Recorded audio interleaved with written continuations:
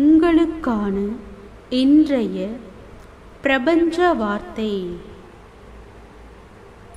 உங்களிடம் கற்றுக்கொள்ளும் மனம் இருந்தால் நீங்கள் முட்டாள்களிடமிருந்து கூட பாடம் கற்க முடியும். அந்த மனம் இல்லாவிட்டால் உங்களால் புத்தனிடமிருந்து கூட எதையும் கற்க முடியாது.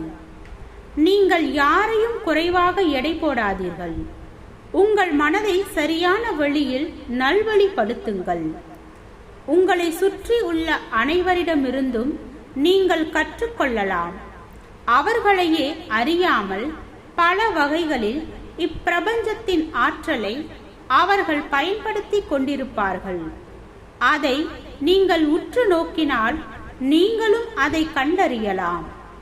ஒவ்வொருவரிடமும் ஒவ்வொரு புத்தியை நீங்கள் கண்டு கொள்ளும் போது இப்பிரபஞ்சத்தின் பேராற்றலை முழுமையாக நீங்கள் பயன்படுத்த முடியும். வாழ்க வளமுடன்.